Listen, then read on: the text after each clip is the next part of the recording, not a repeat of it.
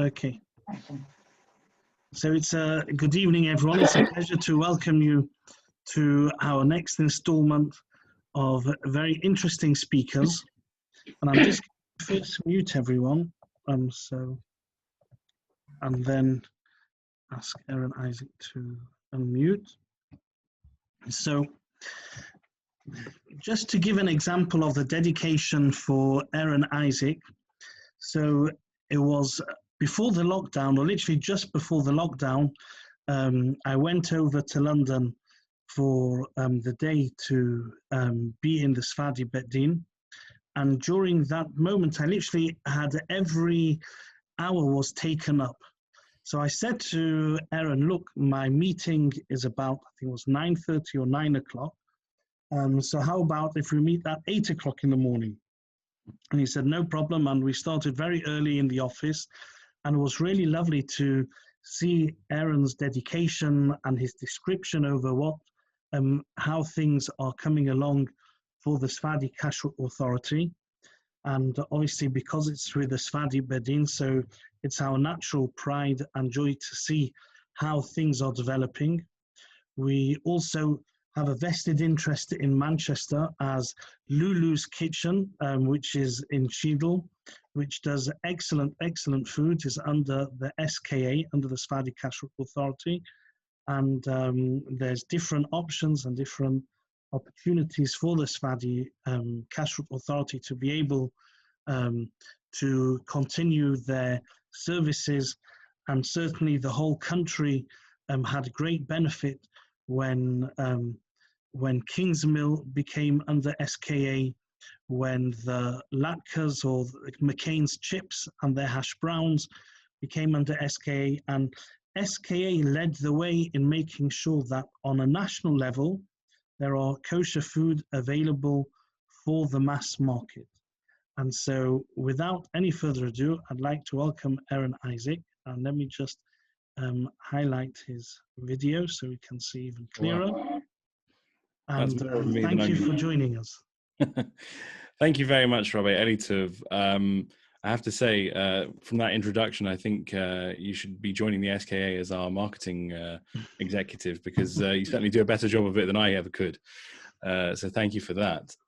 It was, can we all hear me, by the way? Because there's no point, well, I mean, yeah. Might be better 35 minutes of silence. I don't know. It depends how good this goes.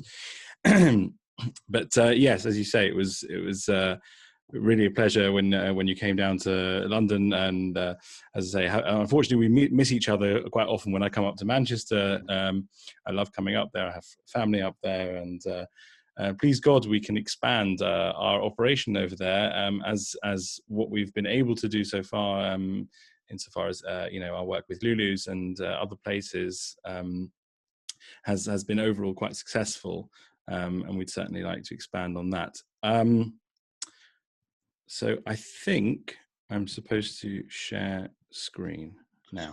Let me make sure that you can do so. Sorry. Okay, you can. I can. Yeah. So if I go to this, I press share, and now I go. Yeah, we can see the screen. Start. Oh, how about that? Let me just make that. Okay. Okay, now I just need to move some people out the way. Yeah, I've moved it, so it's... there we go. Okay, yeah. I can see. Right, fabulous. Okay, if you can all hear me and see me, I'm going to start. My name is Aaron Isaac. I'm the Director of Licensing for the Sfadi Kashrut Authority. I joined the SKA having worked previously in other Kashrut authorities, namely KLBD and the Federation, KF. And I've also worked for JW3 in terms of working on their kashrut. I was hired over there to help them with policy and rolling out that policy as well. So it's been very interesting over the last few years. The things I've seen, places I've been, people I've met. It's been a bit of a roller coaster in the last few years. And I was very lucky to come across this opportunity at the beginning of 2020, actually. It's nearly a year now. Excuse me. Where I managed to join the SKA team, a very, very small yet very, very effective team, where I was asked to be operations manager. And since then, because of a structural change where our previous director has now left, I'm now in a similar position where I'm now responsible for the entire operation. Yeah, so let's talk a bit about, if I can do this. There we go. So the SKA, not much known about the SKA in terms of its beginnings. Certainly it's been a charity registered since 1969. It was founded in the previous year by the then Chacham of the Spanish and Portuguese Jews congregation, as it was known then, before its rebrand a few years ago. Chacham Gaon, along with the board of elders, they came and they met many, many times, and they came up with this idea that the excuse me, the Chacham should be responsible for providing kashrut for the community, or the community itself also should be, responsible for that ability to do so. So as we can see here, this is a quote from the founding document, the Constitution. It says, for the purposes of upholding Jewish religious requirements by ensuring the due supervision, where such supervision is sought, of kashrut in connection with food dispensed or manufactured. And really and truly, that goal has not changed at all in those decades since then. In that entire time, we're still just trying to make sure that the community has kashrut available, affordable, not trying to be kind of too interventionist, not trying to be too restrictive.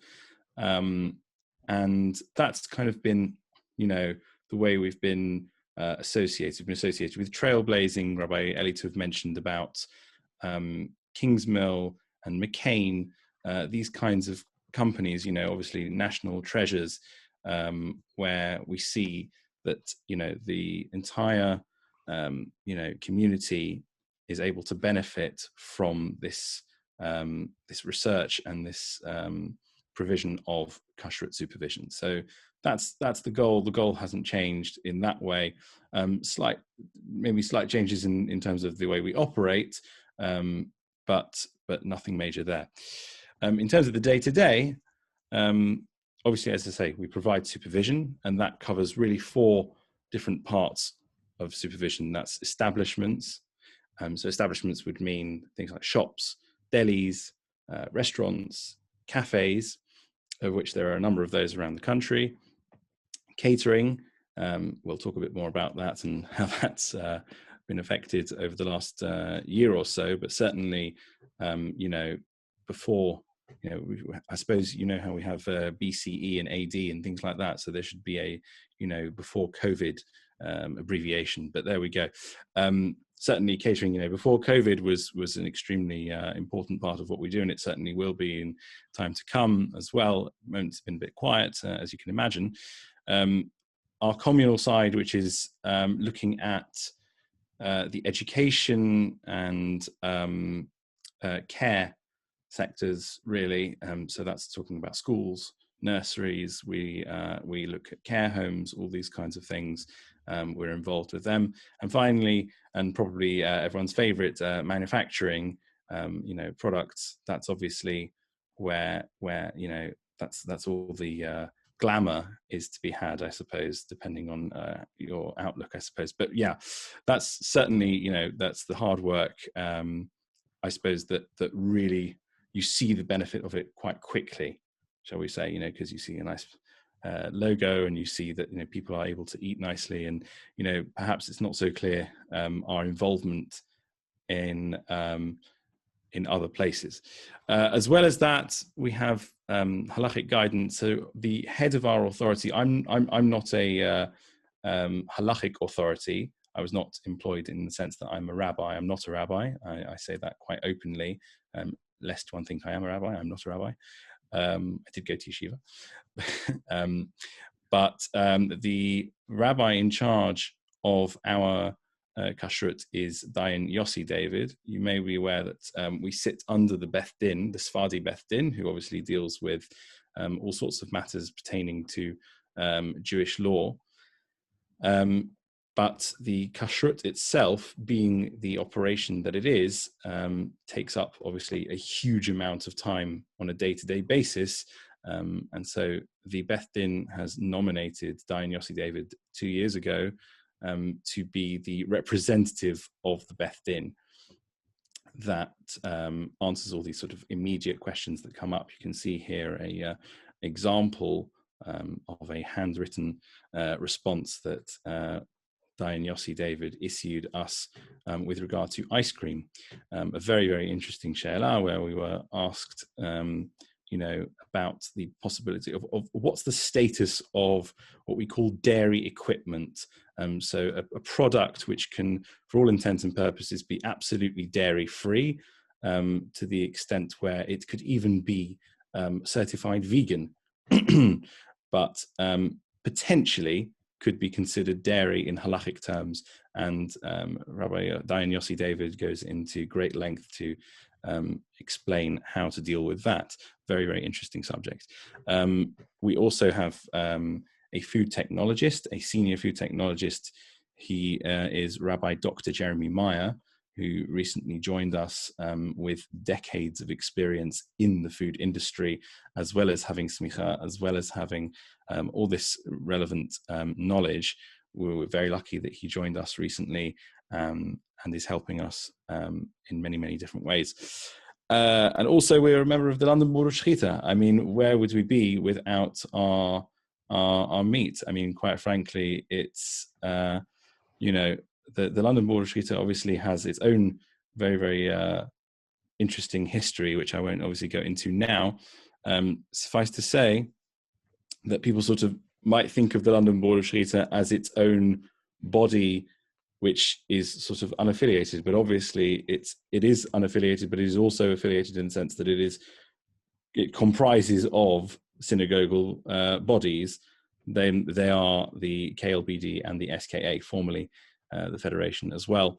And so it's very important, I would say, to support those as an extension of supporting the SKA. So that's a taste of what we get up to. Obviously, there's a lot more that we do day to day, but sorry, 1 second. Just to give you an idea of what we get up to over the course of the year. We currently stand at 30 licensees. That might sound like a very, very small number. Bear in mind, obviously, a licensee can be anything from a cafe to, as you say, something like Allied Bakeries. Allied Bakeries being the largest provider of bread in the UK, and that includes Kingsmill, that includes Bergen, that includes Sunblessed, it includes numerous products. So various varying sizes, shall we say, of licensees, but yes, 30 licensees. We train numerous mashgichim. So obviously in our different cafes and restaurants. Mashgichim are supervisors. Yes. Yeah. So the various different places that we have around the country obviously need to have inspecting on a regular basis, and those people obviously need training. So the fact that we were able to provide training for 15 people, notwithstanding the COVID difficulties, and I can assure you that made it a lot more difficult to do, to carry out that training. Thank God we were still able to do that, which is amazing. And we're seeing a huge interest in people wanting to work in this industry and help out the community. You know, it's often thought of as pretty much a thankless task because historically, certainly the pay was not great. SKA is proudly not just paying minimum wage, but is also part of the Living Wage Foundation. We pay way above all of our competitors in terms of rates, and we're very proud of that, and we shout that from the rooftops because we highly value our mashgichim, our supervisors. We have operations that span at the moment 5 countries. I mean, that's also going to be expanding, please God, quite a lot over the next couple of years. Lots and lots of things in the pipeline, which for obvious reasons I can't enumerate at the moment. But we have operations, for example, in Czechoslovakia, in Poland, in Israel, and lots of exciting opportunities around the corner. And we recently, I can't remember how many months, it's been a few months ago, set up a Facebook group. And this has been a really, really amazing tool to engage with the community, which until now, basically, we were always at the end of an email, we were at the end of the phone, but the younger generation tends to be more inclined to use social media to get in contact. And we've found a steep incline in engagement with our activities since starting on all these social media platforms. So it's been extremely positive feedback, lots and lots of requests for getting certain products, and it'd be interesting to take a straw poll at the end of this to see what's the most wanted product to be certified. I have my bets, but it tends to be one of 2 things. It's usually pastry that you can buy in the shop, like Just Roll or something like that, and it's cream cheese that you get in your supermarkets. There's lots and lots of requests about that, and to put your minds at rest, we are actively working on both of those things. By the way, feel free to stop me, Rabbi, if you want to interject at any point, or if anyone else wants to interject, then please do. So this is a sort of an overview of our establishments at the moment. This is obviously a very much lively, changing landscape. At the moment, we have, as I say, cafes in Hendon Golders Green, restaurants all across northwest London, and even establishments as far as the lovely South Manchester. That has, it's always been the case that we're not really London-centric, but rather there for the entire community. We have regular contact with Ireland as well. It's never been the case that we are restricting ourselves to a particular community, albeit, our operation happens to be concentrated in London. That's never been particularly necessary in the last few years. So we have, quite a diverse range of places. We have places that do Israeli food, Moroccan food. We have modern, we have haute cuisine, all of the rest of it. It's been really interesting getting to know all of these caterers and proprietors well over the last couple of months. Obviously, in my position previously, I was more, shall we say, deploying people and sort of middle management. But now that I'm sort of in this position, I've been able to get to know lots of different people, and it's very, very interesting. The stories, what inspired them to go into opening these places, what motivates them to keep opening, especially during these difficult times. I can assure you, we've seen it all, and it's very, very interesting. We have obviously a number of caterers. We have we did have more. I have to say, it doesn't look like quite a long list at the moment, but certainly we did have more, and obviously that is changing as well. We have a number of people who have also registered interest in the past, and we also had a slightly different setup in terms of licensing for events, which doesn't really take place anymore. So certainly our scope was a bit bigger in the past. But that's, you can see here our newest edition, Marguerite's Cakes and Desserts. That's operating from Maida Vale, bespoke cakes and biscuits. It's really, really sort of exciting what's going on over there. Excuse me. Yes. Sorry, just a second.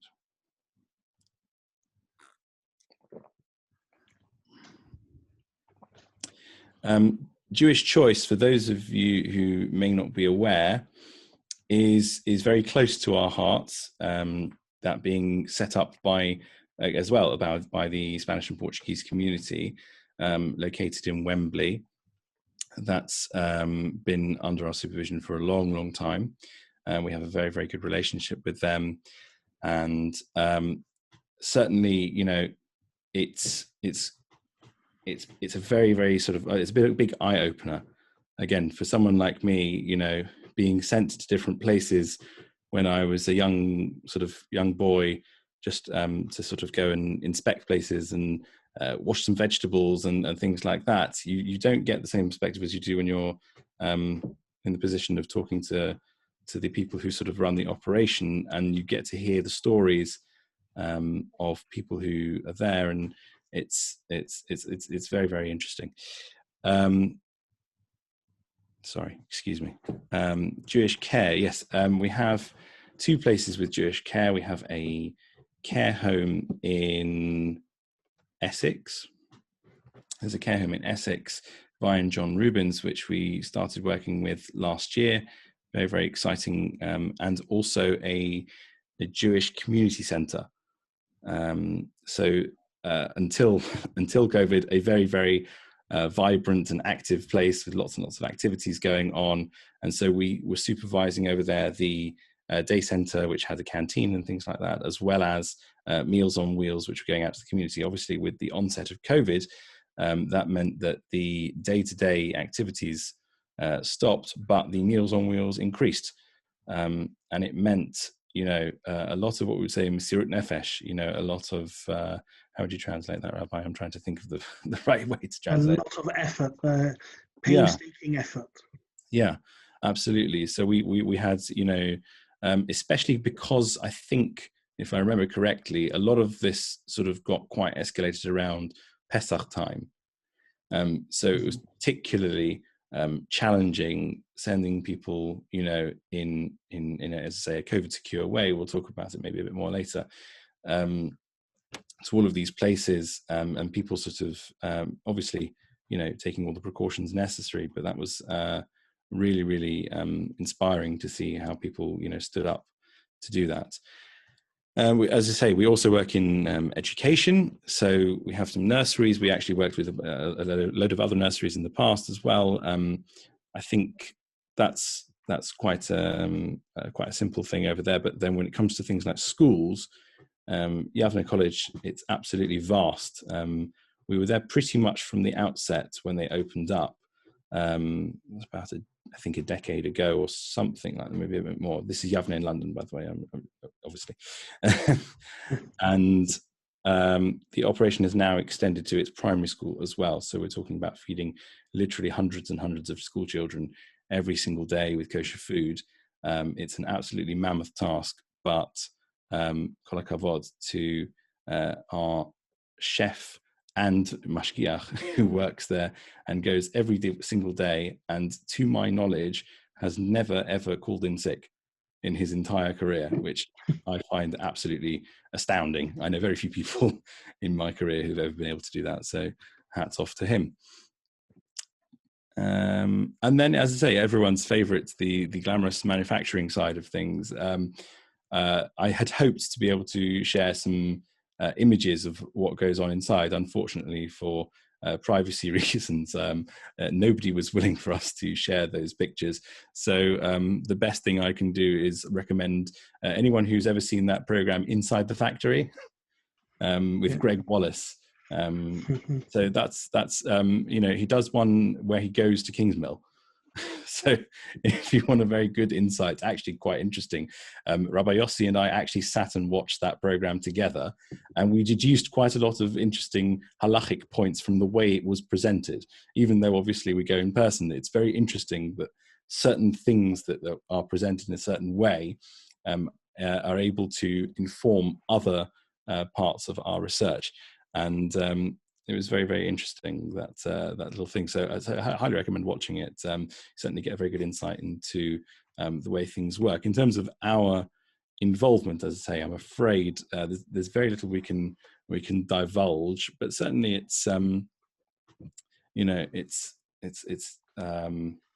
it's been a learning curve for me. My background, as I say, being more in catering and in establishments, sort of more shops and things like that, coming into the factory world, being sort of introduced to that was really, really eye-opening, I have to say, working with massive companies like Allied Bakeries and McCain's.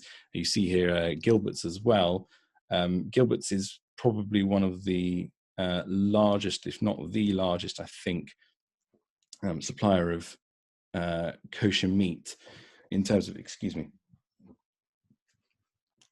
largest supplier of meat, kosher meat, and I'm not sure if that's true of halal as well, but certainly of kosher meat in the UK.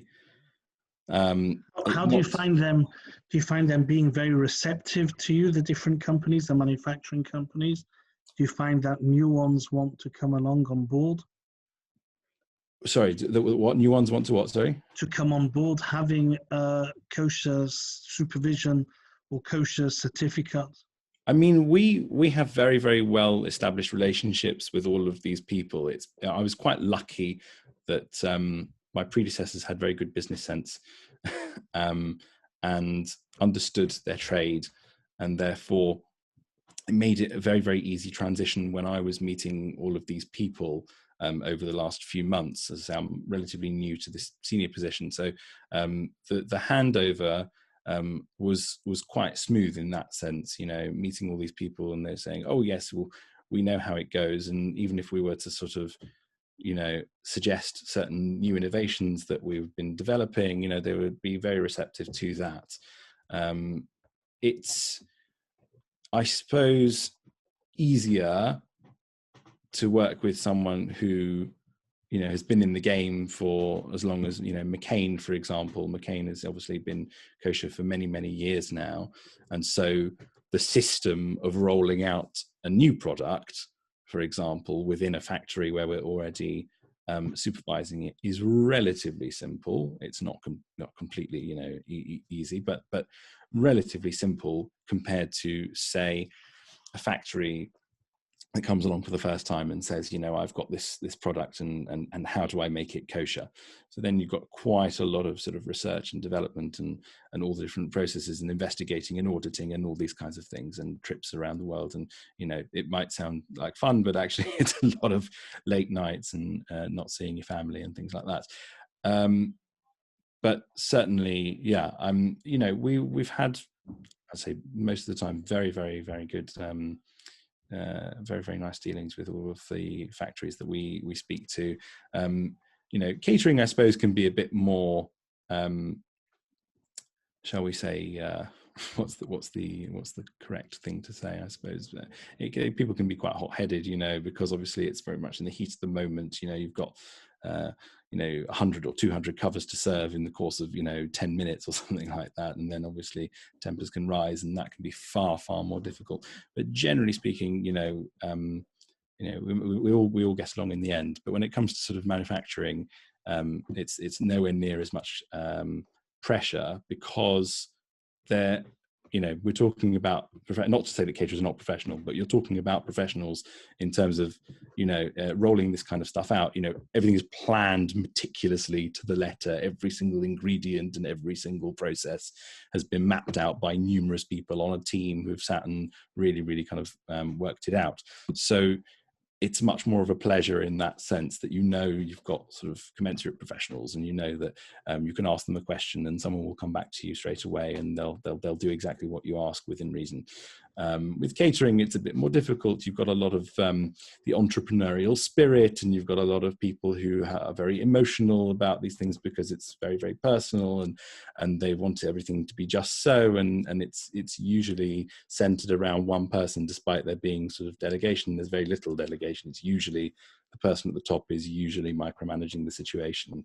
And so that can cause friction, shall we say, at times. And that's why we also emphasize with our staff that we deploy that they obviously make sure to keep a cool head around those emotive times.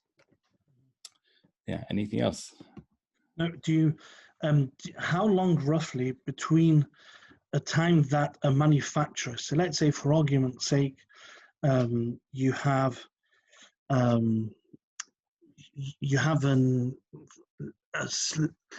cake decorating. So let's say Tama keeps on telling me there's all these vegan sprinkles companies that claim that they're kosher. But let's say they want to become licensed, or they want to have a proper hechsher. Yes. How long is the process? I mean, as with all other kind of manufacturers. Yes. First approach, do you first approach them, or they approach you, or are you finding, as a general rule, Trade secrets, that people are all the time wanting to come to you? Yeah. All different things, or so it's important to remember from the outset that, unlike if we were sort of a regular business, a private limited company, or even a PLC at that, we are there. Excuse me. We are there providing a service to the community. Right? We're a very, very small team.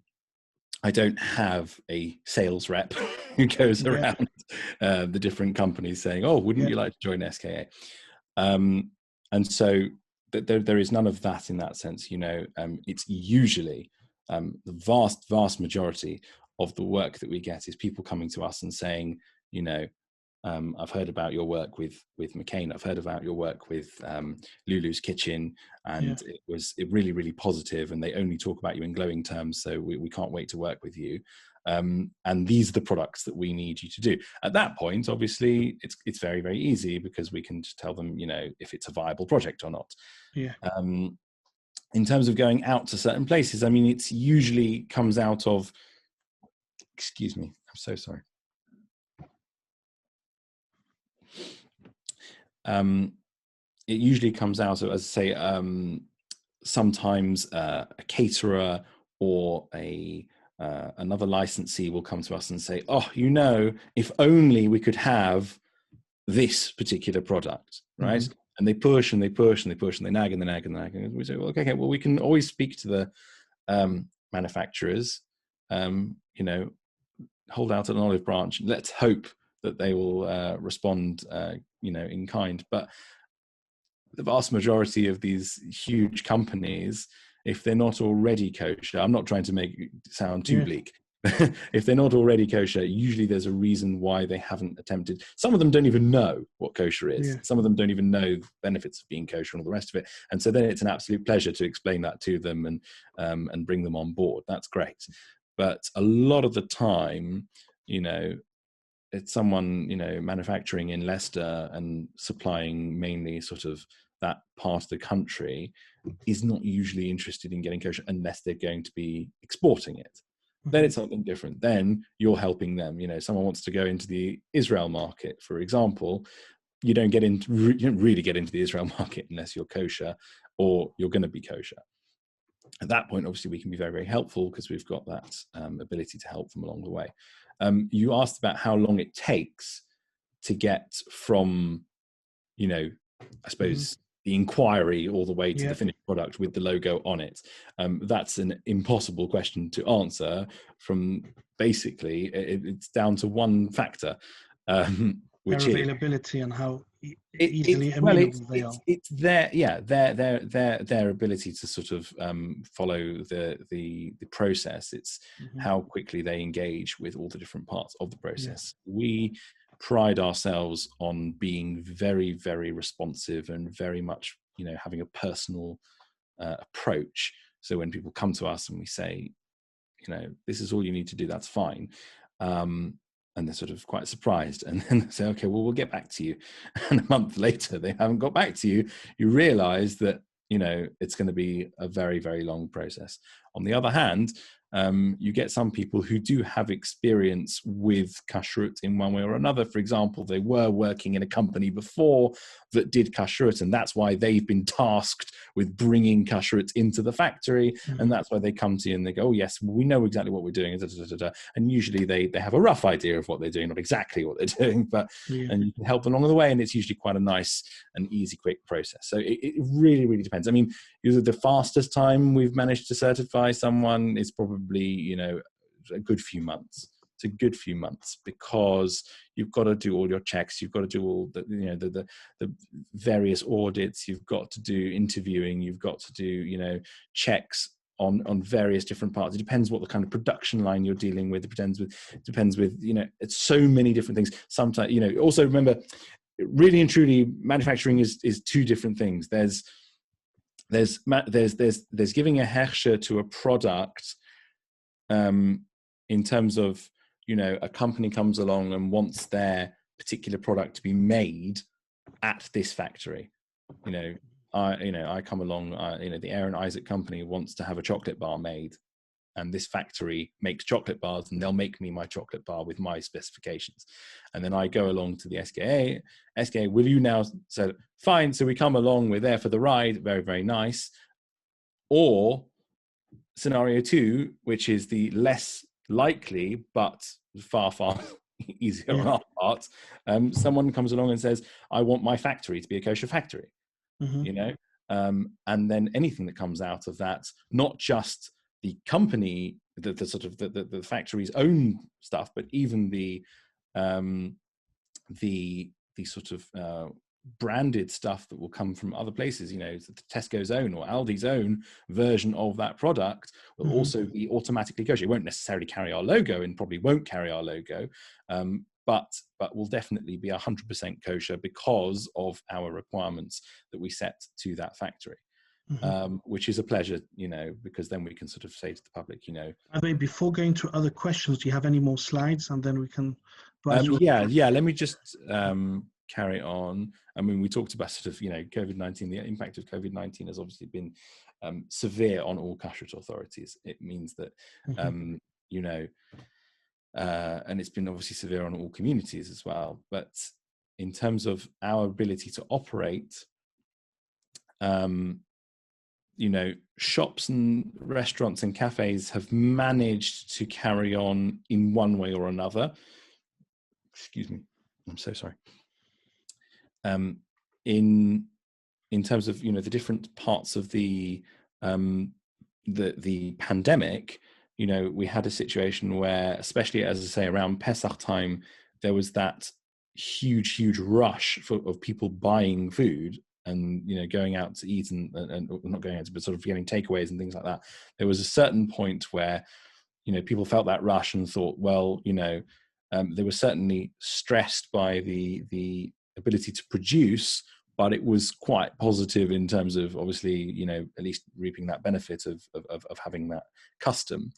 And then after a time that fizzled out, I would say, and then people really started to be hit quite hard. In terms of the catering, well, that stopped quite abruptly. We had a situation where there were numerous weddings, bar mitzvahs, you name it, all in the diary. Mashgichim, our supervisors primed, ready to be deployed, and all the rest of it. And there was that period, do you remember, of a couple of weeks where nobody knew when lockdown would actually start. Matt Hancock kind of not being too open about what was going on, and we were kind of all humming and hawing, maybe this Shabbat there will be, this Sunday this will be, and then slowly but surely people cancelling or delaying, and then all of a sudden that's it, it's all gone. And at that point, you just phone call after phone call after phone call. When are you going to be back to normal? When is it going to be back to normal? As if we had some sort of oracle to be able to tell people. I can't tell you. Literally, I would say half of the calls I received over the first couple of months. When is it going to be back to normal? When are we going to be able to cater again?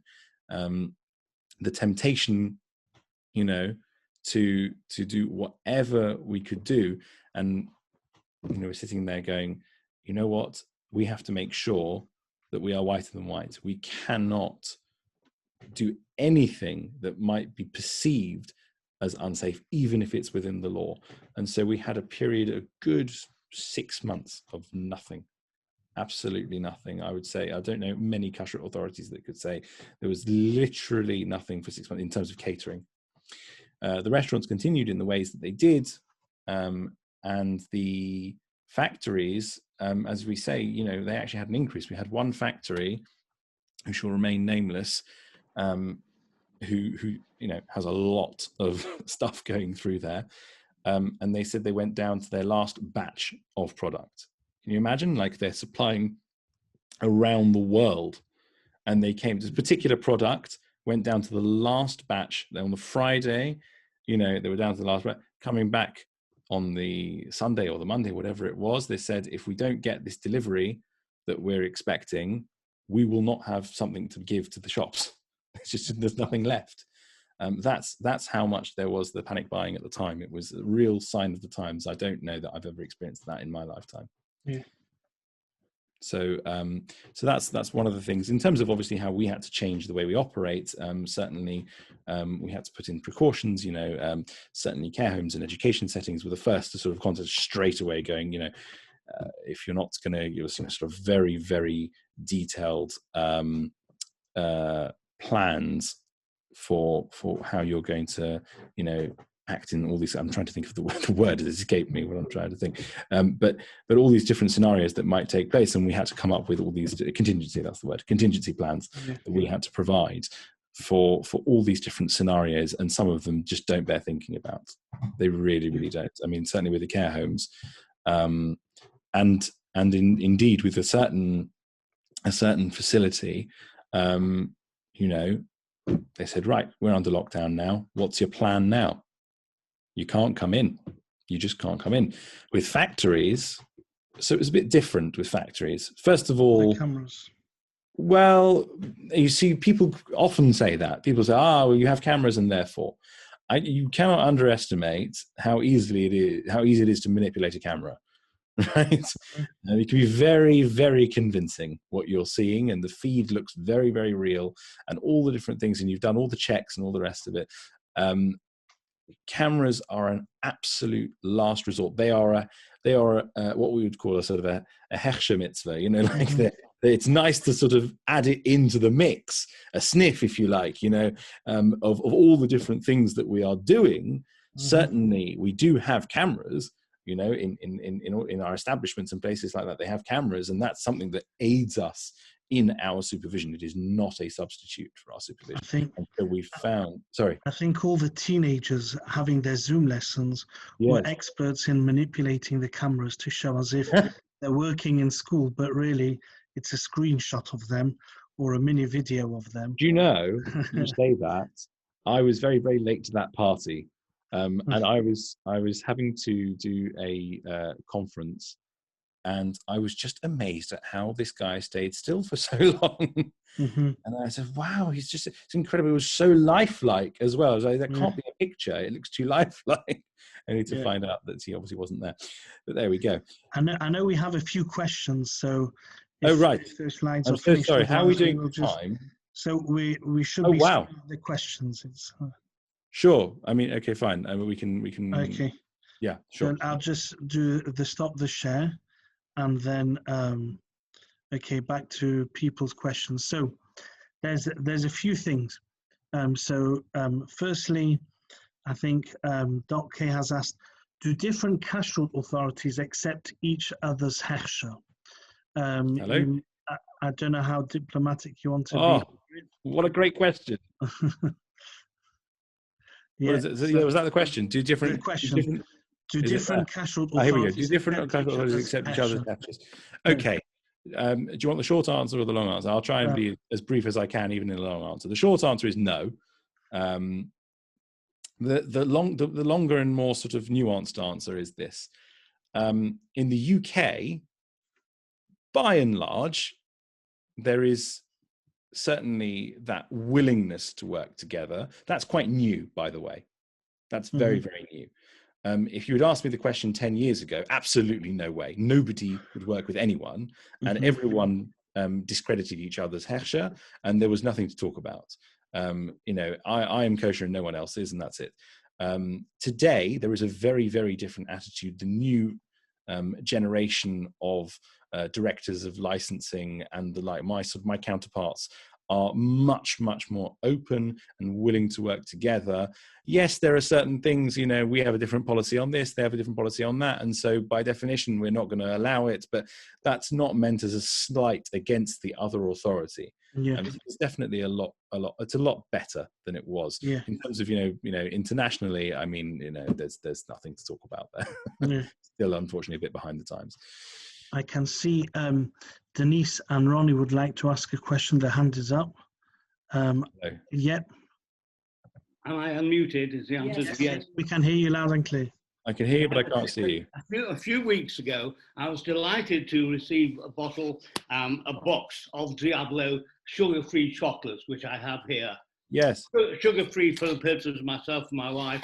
And I've got it before me, as you can see. Now, maybe my eyesight isn't as good as it used to be, but I Yes. see plenty of Arabic on this, and I can see plenty of the word halal. I can see nothing to indicate at all that the Sephardi authority has had any involvement. Can you assist me? Or if I just happen to have been given a very old package? Which particular product are you holding? Can I try and show you? Yes, put it up. Are they the Oreo cookies? Yeah, we don't certify that particular product. So Diablo is not fully certified. It's not every single product that they make is certified. It's specific products that happen to be made, you know, for Diablo, which are certified, and the ones that are certified bear our logo on them very, very clearly. A very interesting response, and I thank you for it. I'm not very pleased about that reply, I might say. Well, what can I tell you? I don't believe we ever advertised that all of their products were kosher. If we did, I'm very sorry to hear that, and please point to me where we did. But as I say, there are, I think it's about 7 or 8 products that Diablo make, which are certified by us. I have to get the exact number. It might be more than that. I think it actually is more than that. And they come across, there's biscuits, there's wafers, and there's chocolate as well. So certainly, if you'd like me to send you the current up-to-date list of things, but as it is, as I say, they will always bear our logo. Those products will always bear our logo. And they're readily available in Holland and Barrett, I'm told, with much prominence at the moment because they are on offer. Well, that's very good. Thank you very much. You haven't really answered my question because, of course, you really put up on the screen Diablo, that basically all of them knew that there was no exclusion at all. Oh, I see. I'm terribly sorry. Sorry. So I was giving examples of companies that we work with. We also don't, for example, certify all of McCain's products. Some of them actually contain beef dripping. And you won't be surprised to hear we don't certify those particular products. Thank you very much indeed. I shall explain to the individual who gave me, who I am assured by him was strictly kosher. I see. To put him right. Yeah, you know what? It could well be that in the coming years we come to certify that product anyway. We have a very, very nice relationship with Diablo. I wish you well. I'll be interested in listening to what you've said tonight. Thank you very much indeed. Thank you. Thank you for your question. Does anyone else have any questions before I ask another question? If you just wave your hand. I can see a hand. Val, yes. Hold on. I'm just unmuting. If you want to unmute yourself, so to ask unmute. Yeah, thank you for your very interesting talk. My question is, when your supervisors go into these big manufacturers, do they go in unannounced or is it by prior appointment? Well, with factories, it's a bit difficult to be unannounced because you won't get very far. You can't really get in without announcing yourself because security won't let you in. There's quite a lot of checks on these kinds of things. You can do in terms of unannounced. First of all, you have scheduled audits anyway, but when you have unscheduled, you can give like a day's notice. That's about as much as you're going to get, and even then you could be refused entry. So it's a bit difficult to do sort of spot checks in that way. Certainly with restaurants, we come in unannounced all the time.